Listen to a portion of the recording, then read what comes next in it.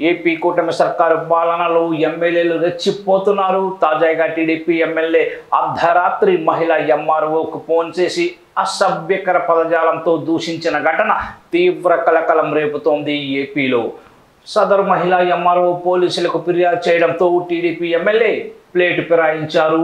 ఆ రివర్స్లో ఆమెపైనే ఆరోపణలు చేశారు.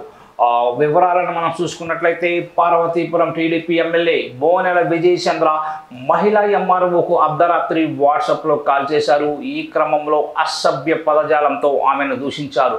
దీంతో సదరు మహిళా ఎంఆర్ఓ పోలీసులను ఆశ్రయించారు. అనంతరం టీడీపీ ఎమ్మెల్యే బోనెల బహిరంగంగా బ్లాక్ మెయిల్కి దిగినట్లుగా తెలుస్తోంది. సదరు అధికారి ఎస్టీ మహిళ కావడంతో తనపై కేసు నమోదవుతుందన్న భయంతో ఎంఆర్ఓపై తీవ్ర ఆరోపణలు చేశారు. ఆయన వ్యాఖ్యలపై ఎమ్మెల్యే బోనెల విజయ్ చంద్ర స్పందిస్తూ భూమి విషయమై మాట్లాడేందుకు అర్ధరాత్రి ఎంఆర్ఓకు ఫోన్ చేశాను.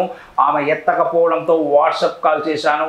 ఎంఆర్ఓ ఆఫీస్ అవినీతిమయంగా తయారైంది. ఎంఆర్ఓ మానసిక పరిస్థితి సరిగా లేదు. ఎంఆర్ఓపై శాసనసభ ప్రివిలేజ్ కమిటీకి ఫిర్యాదు చేస్తా ఆమె క్షమాపణ చెప్పాలంటూ డిమాండ్ చేశారు.